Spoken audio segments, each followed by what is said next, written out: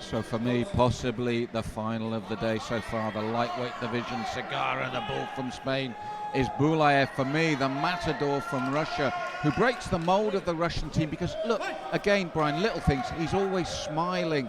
He shows his emotions. He was showboating against Kokomagi, which I've never seen from the Russian team, and he is so light on his feet. Light on his feet, and he's been able to dictate range, whether it's in the clinch or outside.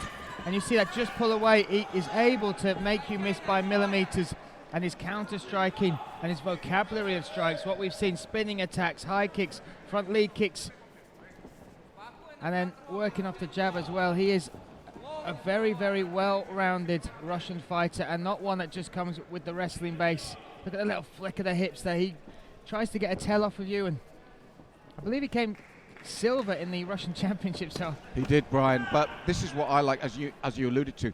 The counter striking is so fast because of the way he only just moves away. Having said that, there's that Spanish bull, Segara. He's so strong, and he's fearless. That's the other thing that has got him to these finals. He takes risks, he's fearless. He has no respect for reputations, as it should be. He's come here expecting to have every right to the gold medal himself. This is why I looked at this one and I said to you earlier, this is the final I've been waiting for. Well, let's see, it's already hotting up there. They've both tasted each other's power. Segara charged forward. Oi, Salamat able to turn that corner. But you just look at the eyes of Salamat. He is so tuned in, so switched on, and that is years. And even that little bit of head movement there, all these little feints and fakes, that is how you get a read on your opponent. That's how you put them where you need them to be when you throw those fantastic shots. Well, he threw that spinning side kick, and Segara nodded because it landed cleanly in the midsection. And for me, Brian, it is that timing and that footwork and that foot movement. He's in and he's out quickly, and he moves out just enough to sting you back there. The right hand and the left immediately. Yeah, and Segara, though, we've seen him have to dig deep in a couple of his fights. Salamat, we've seen him dominate to the point where he's got to this final. Segara, what we've seen inside him is not just a technical fighter, but a massive heart as well. When he's been up against it, or when he's had to take some damage, or switch the momentum of the fight, he digs deep. And one of those things that it's a skill you can't train. It's not like you can practice your jabs, your combinations you want to. You've got heart or you haven't, and Segara's got that. And that's a weapon he's going to have to dig deep and use again in this fight against Salamat. Yeah, because Salamat, again, there's that speed look, and you thought he was going for the leg takedown, and instead he fires up another combination. And again, a lot of the Russians, we know the way they use their boxing for that level change. He'll stay and box with you, and you can see, I mean, one of the most technical boxers I've seen here at the European Championships, and then that sprawl. Yeah, look at the speed of that. And that is, again, I always look at the eyes of the fighter. He is so switched on, he's tuned in. He will not be here, apart from his corner, those familiar voices. He'll be only focused on his opponent, totally dialed in. Oh, a nice spinning attack to close the distance, trying to make a mark at the end of this round. And for me, that was beautiful, Brian, even down to the retracting of the leg when he threw it. How many times have we seen the leg caught for the takedowns? It's not happening to this man. Segara, strong and powerful, but his movement, his timing, his technique. And going back to the Kokomagi stoppage, and the reason I keep on about it is, it was a TKO finish, but I've never ever seen before at this level a technical TKO finish where it's not the fact that you're really hurt. The ref just said, I've seen enough, I don't want you hit anymore. Yeah, absolutely, and I think the referee did a great job in that stoppage. I know Estonia weren't particularly happy, but it was the culmination of strikes was just adding up, and once Salamat finds his range, he is extremely dangerous, and that's where I believe the corner of the Spaniard, Mr. Segara, need to really get him to either be in or be out, because at the minute Salamat is the one that is not just touching up Segara, but getting some very heavy leg strikes in as well. But on the other side of the coin, Brian, you and I were co-commentating together when Segara was behind, and he gritted on that gum shot and fired forward with the punches, stayed in the pocket, and it was a split decision, but he knew it that last round. He is still so strong and dangerous, but as I said, Salamat, for me, the way he moves upright is so against everything we've seen from the Russians so far in terms of wanting to stay there and showboating and smiling. Yeah, some personality to his fighting style as well, which is great to see. And as you said, Segara's got to do something with these kicks. He really brings that hip in and commits to the kick. And yet the great thing is, although he commits to the kick, he's still back out of range so quickly. Yeah, and that for me, I think Segara just on the flip side needs to.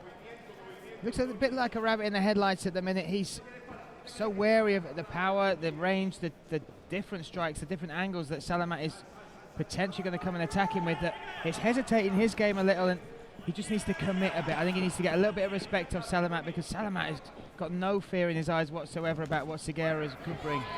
That's a great point, Brian, because Segara got where he has in this final, and with our nickname of him the Bull, for being fearless and charging forward like that. But look, he's had to nod again. It's no good nodding and accepting the kick. You've got to do something about it, because again, this is just what he did to Kokomagi. He's picking Segara off without Segara really realising it. The timing of that counter strike. That front teep there just pushes Segara back down, keeps him at range. We are looking at somebody who is, for me, one of the best strikers of this tournament. And we're highlighting his striking. We saw him do some fantastic wrestling as well in his last couple of fights. And he just shrugs that. And there again, the little showboating you don't see from the Russian team. He's loose, he's happy. Exactly that. And yet, if you look at the way he holds himself, it's traditional boxing. The jabs are stiff, they're straight, and the counters. That's what I love, the timing on the counter. We can all have good timing coming forward. Oh, that spinning attack then turned into a body kick, and that you can tell it hurt because Segara threw one back. And he was so aware of it, he just made it slip. And this is what he does to you. His movement at the right time. As I said, it may sound like I'm the lead of the Salamat fan club and I'm going to be selling t-shirts afterwards. It's not that. It's just that I have followed him throughout this tournament. And who wouldn't when you watch this? Yeah, it's exquisite striking and all the things you want to see from it. Technically, absolutely perfect. The way he throws his kicks are so quick, whether it's lead leg, rear leg, that jab comes out laser-like. The way he closes distance and there, pulls away just out of the way of his opponent, the counters, but then the timing and precision on top of that. And the other thing that, again, I want to reiterate, Brian, is so often in this position we see this and then the Russians drop for the takedown.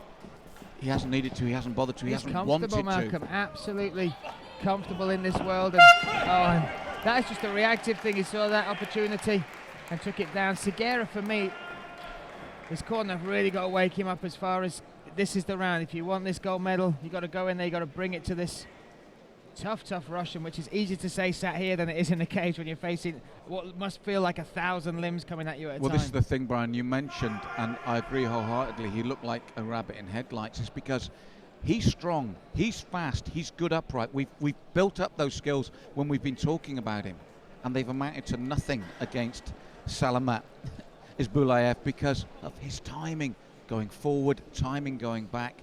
We've mentioned before about stepping off the lines. He does it all. He does it all, absolutely does it all. And one of the things he does best is get his opponent to react to what he does. So these little feints, and you see some great strikers, especially coming through the amateurs. You see people that have got great technique.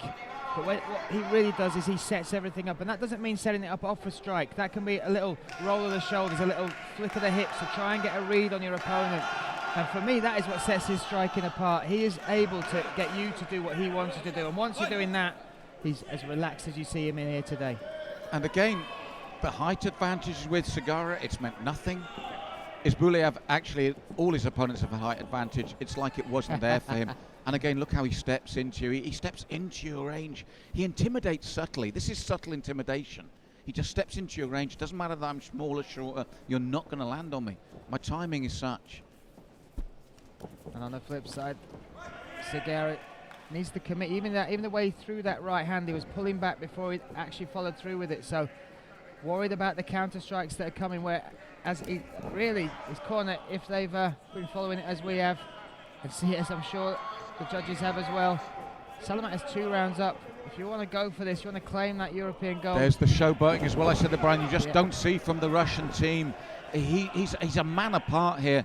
And picking up on what you said, there's nothing worse than when you're frightened to commit to attack because of what's coming back. You turn your head away, and your opponent sees that hesitancy. And this is what Salamat, for me, is now coming in at will, walks his man down. That's the subtle pressure I'm talking about. And that is fantastic footwork. The way he cuts the cage off. Oh, and that is bedded deep into that. And see him follow it up with a strike to the liver as well.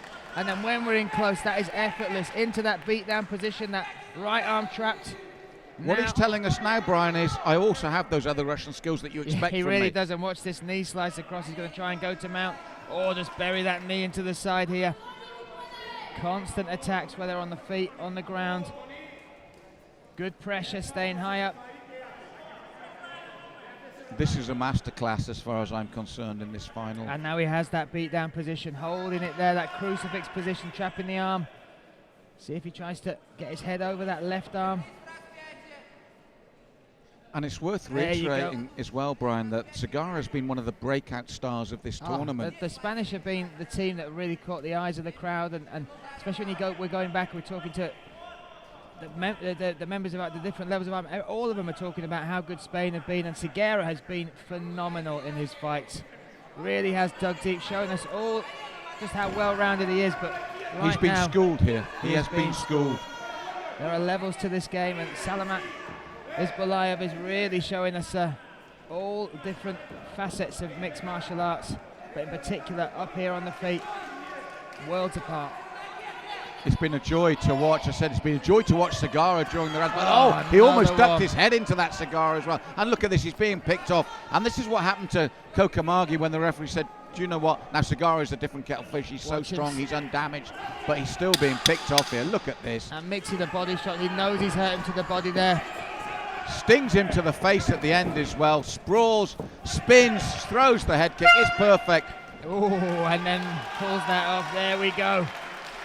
Brian, for me, this is a superstar of the European Championships. I know before his bout, I was talking to you and Dean going, you've got to watch this guy. We've got to, this guy is amazing. That, for me, is as good as it gets here at this tournament. That really is a clinic in striking. He showed us a glimpse of his ground game as well. But big things for this young man. Look how happy, look how relaxed he is. And if it has gone that way on the judges' scorecard, which I can't see it going any other way, then Salamat Isbulaev has an argument alongside Mohamed Mokaev to possibly have taken star of the tournament. I agree with that, Brian. Joy to watch this one.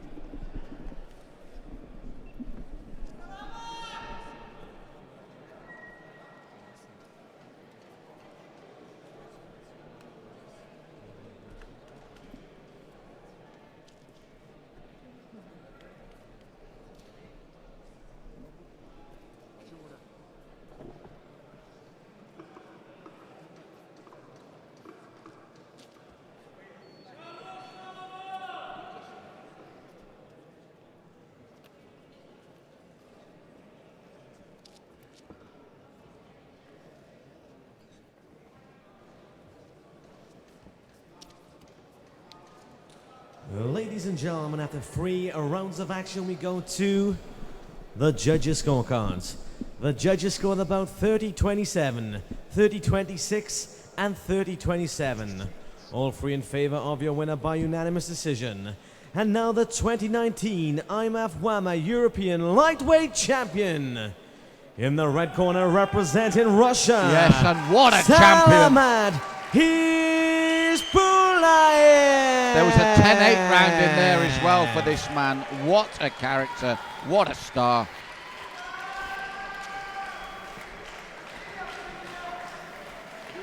Salamat Isbulaev, what an absolute clinic of striking you put on in that final. From the moment you walked out, you looked so relaxed, so loose. How happy are you with that performance? Отличное выступление, не оставило много шансов. Поделись своими впечатлениями от боя. Всем привет. Да, бой тяжелый, да, морально. Мы только к этому шли. Мы с тренером Алексеем Александровичем Жиганов, мы сделали большую работу. За это ему большое спасибо.